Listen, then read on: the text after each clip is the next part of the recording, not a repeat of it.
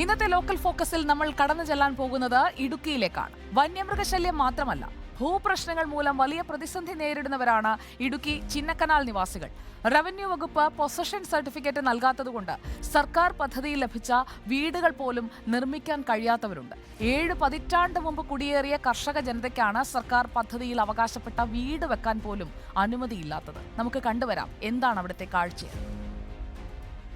ഇടുക്കി ജില്ലയിൽ പ്രത്യേകിച്ച് ചിന്നക്കനാലിൽ നിരവധിയായിട്ടുള്ള വിഷയങ്ങൾ നിലനിൽക്കുന്നുണ്ട്. വന്യജീവി ആക്രമണം ഏറ്റവും കൂടുതൽ രൂക്ഷമായി നിൽക്കുന്ന ഒരു മേഖലയാണെങ്കിൽ അവിടെയും പരിഹരിക്കപ്പെടാത്ത നിരവധി വിഷയങ്ങൾ നിൽക്കുന്നു എന്നുള്ളതാണ്. അതിന്റെ ഒരു ഉദാഹരണം മാത്രം, ഒരു വിഷയം മാത്രമാണ് ഇപ്പോൾ ഇവിടെ ലൈഫ് ഭവന പദ്ധതിയിൽ പോലും ഒരു വീട് പണിയാൻ സാധാരണക്കാർക്ക് കഴിയാത്ത ഒരവസ്ഥ. അതിന്റെ തറ കെട്ടാൻ പോലും കഴിഞ്ഞിട്ടില്ല എന്നുള്ളതാണ്. സ്വന്തം വീടാണല്ലേ? സ്വന്തം വീട്. എന്താ ഈ ഇപ്പോൾ ഇത് ഇങ്ങനെ പണിയാതെ ഇങ്ങനെ തറ മാത്രം വരച്ചിട്ടിരിക്കുന്നത്? നമ്മളിപ്പോൾ പൊസിഷൻ അപേക്ഷിച്ചിട്ട് 1 വർഷം മേളിലായി. പക്ഷെ അവർ പറഞ്ഞ ലാൻഡ് ലിസ്റ്റിൽ പേരില്ല, അതുകൊണ്ട് പൊസിഷൻ തരില്ല എന്ന് പറഞ്ഞ് റിജക്ട് ചെയ്യുവാണ്. നമ്മൾ 2 തവണ പുതുക്കി വെച്ച് 2 തവണ വരെ റിജക്ട് ചെയ്തു. സർക്കാർ പദ്ധതിയിലുള്ളവരെയാണ്? ലൈഫ് മിഷനിലുള്ള പേരെയാണ്. 2020 ലിസ്റ്റിൽ പേര് വന്നതാണ്. ഇപ്പോൾ 4 വർഷമായി. പഞ്ചായത്ത് പ്രസിഡന്റ് ഈ ഒരു വിഷയമൊക്കെ ഉന്നയിച്ച് ഭരണപക്ഷവും പ്രതിപക്ഷവും ഒക്കെ വലിയ പ്രതിഷേധം നടത്തിയതാണ്. എന്താണ് ഇങ്ങനെ പൊസിഷൻ കൊടുക്കാത്ത ഒരു സാഹചര്യം ഇല്ലെങ്കിൽ കാരണം അവർ പറയുന്നത്? ഇത് ഉദ്യോഗസ്ഥന്മാർ അനാസ്ഥയാണെന്ന് വേണം പറയാൻ പറ്റുള്ളൂ.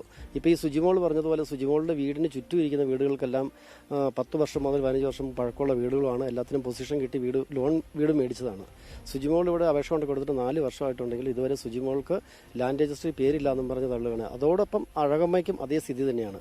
അഴകമ്മയുടെ വീടിന് ചുറ്റുമുള്ള വീടുകൾക്കെല്ലാം പൊസിഷൻ കൊടുത്തിട്ടുള്ളതാണ്. എങ്കിൽ അഴകമ്മയ്ക്ക് സർക്കാർ ഭൂമിയിൽ നിന്ന് രേഖപ്പെടുത്തുകയാണ്. അവർ 10 ചോദ്യങ്ങളിൽ ഏതെങ്കിലും ഒന്ന് ക്ലിക്ക് ചെയ്ത് നമ്മളെ ഈ വീട് തരാതെ ഇരിക്കാനുള്ള ഒരു സാഹചര്യം മാത്രമാണ് ഉദ്യോഗസ്ഥന്മാർ റവന്യൂ ഉദ്യോഗസ്ഥന്മാർ നോക്കിക്കൊണ്ടിരിക്കുന്നത്. ചിന്നക്കനാലിൽ പ്രത്യേകിച്ച് ഈ കുടിയേറ്റം ഒഴിപ്പിക്കലും അടക്കമുള്ള നടപടികളുമായി മുമ്പോട്ട് പോകുമ്പോൾ തന്നെ മറ്റ് പലവിധ പ്രശ്നങ്ങളുണ്ട്. അതിനൊപ്പമാണ് ഇപ്പോൾ സർക്കാർ സമ്പൂർണ്ണ പാർപ്പിട പദ്ധതി നടപ്പിലാക്കുമ്പോൾ പോലും അത് പൂർണ്ണതയിലേക്ക് എത്തിക്കുവാൻ കഴിയാത്തൊരു സാഹചര്യം.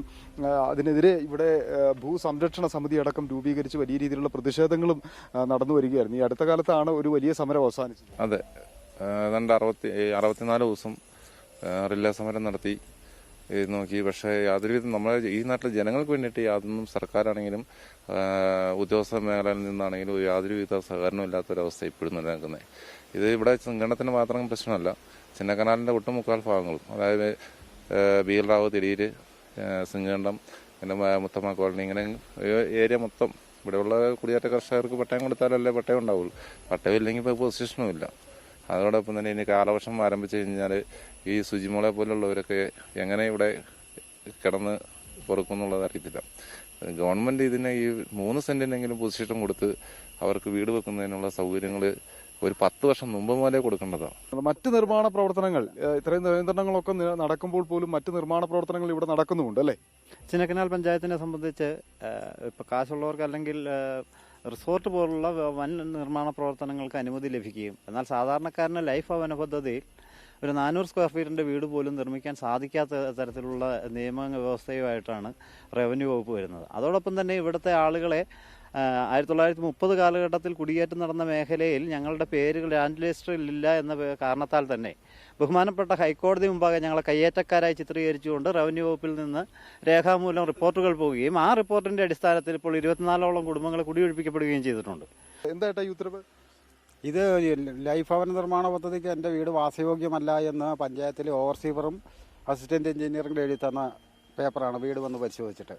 ഇത് 2021 കളക്ടർ എച്ച് ദിനേശ് എന്ന് പറയുന്ന ജില്ലാ കളക്ടർ ചിന്നക്കനാലിൽ പൊസിഷൻ കൊടുക്കണ്ട എന്ന് ഉത്തരവെഴുതിയേക്കുന്നതാണ്. ഇതാണ് അതിൻ്റെ ക്ലോസ് കിടക്കുന്നത്. അതിൻ്റെ മലയാളം തൊട്ടടുത്തത് തന്നെയുണ്ട്. അതിൽ ഈ പറയുന്ന ഇത് 17 വർഷം പറയുന്നുണ്ടെങ്കിൽ പോലും ചില ആളുകൾക്ക് 1 വർഷം ഇവിടെ വന്ന് താമസം തുടങ്ങിയവർക്ക് പൊസിഷൻ കൊടുക്കുന്നുമുണ്ട്. അതിൻ്റെ കാരണം എന്ന് പറയുന്നത് ഈ റവന്യൂ സംബന്ധമായി പഠനം നടത്തുന്ന ഈ ജോയിന്റ് കൗൺസിൽ എന്ന് പറയുന്ന സംഘടനയാണ് അതിൻ്റെ പുറകിൽ കളിക്കുന്നത്. അവർ 10,000, 25,000, 30,000 രൂപ കൈക്കൂലി മേടിച്ചിട്ട് പൊസിഷൻ കൊടുക്കുന്ന ഒരു നടപടിയിലാണ് നിലവിൽ ഇപ്പം ചിന്നക്കനാലിൽ നടന്നുകൊണ്ടിരിക്കുന്നത്. നിരവധിയായ വിഷയങ്ങൾ ഈ ഭൂപ്രശ്നങ്ങളുമായി ബന്ധപ്പെട്ട്, ഭൂനിയമങ്ങളുമായി ബന്ധപ്പെട്ട് അനുഭവിക്കുന്ന ഒരു വലിയ വിഭാഗമാണ്.